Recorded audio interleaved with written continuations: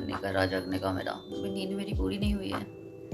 But ये रोना गाना से कुछ नहीं होने वाला है, उठ के पढ़ना पड़ेगा। और पता है मैंने ये विंडो के कर्टन्स क्यों नहीं लगाए थे कि सुबह आँख पे रोशनी पड़ेगी ना तो मेरी नींद खुल जाएगी। बिकॉज कर्टन्स लगा देती हूँ ना तो बिल्कुल रात मतलब ऐसा लगता है कि अभी अंधेरा ही है, अभी सोती रह जाती। तो अभी से ना मैं 2-3 दिन से कर्टन्स लगाना ही छोड़ दिया। मैंने तो सोचा था कि मैं विंडो भी ओपन करके रखूँ, बट फिर रात में डर लगता है भाई, इतनी भी प्रो नहीं हूँ। तो बस कर्टन्स खोल के रखे थे कि थोड़ी आँख धूप पड़े आँख पे तो मेरी नींद खुल जाए। नींद तो खुल गई लेकिन तब भी खुल नहीं रही है। तो चलो अब जग गए तो उठते हैं, देखते हैं क्या क्या पढ़ना है। और ये पीछे वाला भी दिखाती हूँ मैंने। रात को मैं ऐसे ही सो गई थी। चलते हैं बाहर का व्यू दिखाती हूँ। और ये रही मैं, अगर मैं व्यू दिखाऊँ तो ये रहा व्यू। अभी कितनी बज रहा है, अभी इधर गाड़ी जा रही है, गाड़ी चली गई चली गई चली गई।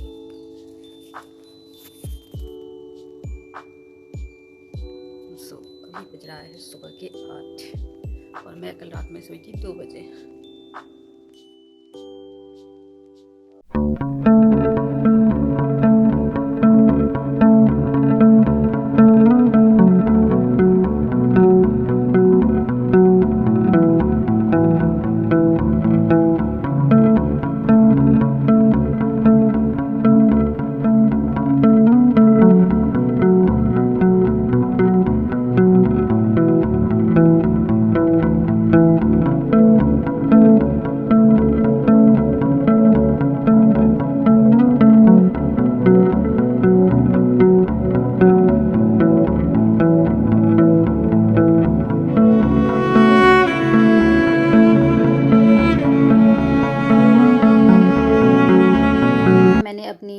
मॉड्यूल और नोट्स का रिवीजन कर लिया है। अब बारी आती है एनसीईआरटी को पढ़ने की। सो यहाँ मैं एनसीईआरटी कर रही हूँ, उसी के साथ मैं एनसीईआरटी में मार्क भी करती जा रही हूँ कि कौन से ईयर में कौन से लाइन से क्वेश्चंस बने थे, कौन सा पैराग्राफ इंपॉर्टेंट है। तो ये सारे ना मैं पीवाईक्यू मार्क्ड एनसीईआरटी से अपनी एनसीईआरटी में मार्क करती जा रही हूँ और साथ ही साथ उसके क्वेश्चन प्रैक्टिस भी कर रही थी। मतलब मैंने एक साथ एनसीईआरटी मार्क भी कर लिया, रीड भी कर लिया और पीवाईक्यू भी कर लिए। एंड पीवाईक्यू जो है वो फ्री ऑफ कॉस्ट है। और अगर आप ये जानना चाहते हैं कि ये कौन से ईयर में आया था, उसका वीडियो एक्सप्लेनेशन देखना चाहते हैं तो आप ज्वाइन कर सकते हैं एनसीईआरटी अभ्यास बैच। इसके अलावा अभ्यास बैच में आप पेज वाइज मैनर में एनसीईआरटी ओल्ड हो या न्यू हो उसके बेसिस पे हर पेज से अगर आप मानो एक पेज भी पढ़ो ना तो आप उस एक पेज से क्वेश्चन प्रैक्टिस कर सकते हो। हर क्वेश्चन के डिटेल वीडियो ऑडियो एक्सप्लेनेशन मिल जाएगा, बुक मार्क कर सकते हो जिससे आप बाद में रिविजिट करना चाहो तो कर सकते हो। There are variety of questions जिससे आपको ना एनसीईआरटी की एक एक लाइन समझ आ जाएगी, क्योंकि एनसीईआरटी की हर एक लाइन से क्वेश्चंस बन सकते हैं। आपको ना ये फिजिक्स केमिस्ट्री बायोलॉजी ये तीनों की एनसीईआरटी ना लास्ट 25 ईयर्स में नीट हो गया, एम्स हो गया, एएफएमटी जो भी क्वेश्चंस है वो आपको मार्क्ड मिलते हैं। जैसे कि आप देख सकते हैं ये पिंक लाइन से हाईलाइटेड वही लाइन है जिससे प्रीवियस ईयर में क्वेश्चंस बने थे, जिससे आपको पता रहे कि ये पैराग्राफ इंपॉर्टेंट है और उससे आसपास के लाइन भी थोड़े इंपॉर्टेंट हो जाते हैं। If you want to practice more question तो उसके लिए you have to join NCERT Abhyas batch. देखो एनसीईआरटी अभ्यास बैच ज्वाइन करने के बहुत सारे बेनिफिट है। सो मैंने इस बैच को तो परचेज कर लिया है फॉर क्वेश्चन प्रैक्टिस। सो पढ़ लो चाहे कहीं से, क्वेश्चन प्रैक्टिस तो होगी यहीं से। और पता है आपको सारे क्वेश्चंस के वीडियो ऑडियो और रिटन की सॉल्यूशंस मिल जाएंगे। और पता है हर एक साल में किस साल में क्वेश्चंस आए थे ये भी पता चल जाएगा। लास्ट के सिर्फ 3 महीने बचे हैं तो अभी क्वेश्चन प्रैक्टिस करना कितना ज़्यादा इंपॉर्टेंट है। तो मैंने आपको लिंक्स दे दिए हैं डिस्क्रिप्शन में और कमेंट बॉक्स में, जाओ और जितना ज़्यादा क्वेश्चन प्रैक्टिस कर सकते हो वो करो।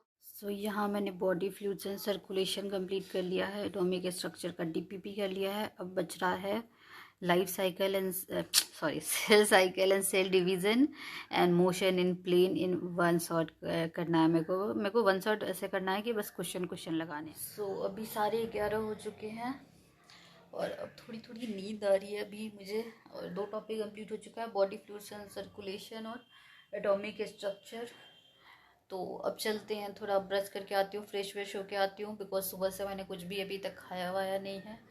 तो ये सारा चीज़ करके आती हूँ, फिर मैं कंप्लीट करूँगी सेल साइकिल एंड डिवीज़न और motion in plane. Straight line तो मैंने कल कर लिया था, प्लेन करना आज मुझे। तो चलो देखते हैं कैसा जाता है।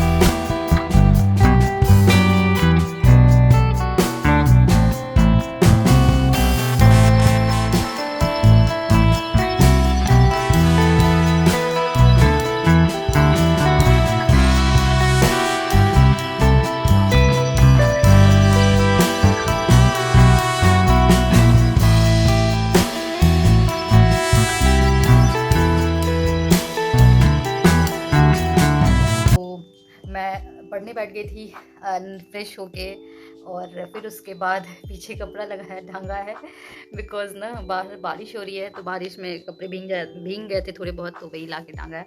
और चलो वो सब छोड़ो, पढ़ाई की बात करते हैं। तो मैंने cell cycle and cell division उसके बाद किया था, तो उसका ना मैं डीपीपी से नहीं, उसके मैं क्वेश्चंस कर रही थी थोड़े अच्छे वाले, तो वो मुझसे नहीं बन रहे थे। तो फिर मैंने डिसाइड किया है कि मैं फिर से वापस एक बार नोट्स से देखूँगी, पता नहीं मैंने किससे पढ़ा था। तो फिर मैं तरुण सर से अब पढ़ रही हूँ। और अभी जस्ट मैंने खाना खाया है, नीचे नहीं दिख रहा होगा, वहाँ पे खाना वाना खा के रखा है। तो खाना में खाया था एक करी और राइस। और अब चलते हैं सेल साइकिल और सेल डिवीज़न का मेरे से क्वेश्चन नहीं हो रहा है, तो मैं फिर से वापस लेक्चर कर रही हूँ। लेक्चर वैसे नहीं कर रही हूँ कि प्रॉपर, बस देख रही हूँ कि जैसे कुछ कुछ पॉइंट्स हैं ना, जैसे मैं दिखाती हूँ कि मेरे को कहाँ कहाँ दिक्कत आई है। सो जैसे मैं यहाँ ना मॉड्यूल से पढ़ रही थी, तो ये मैंने कुछ इस तरह से पढ़ा है।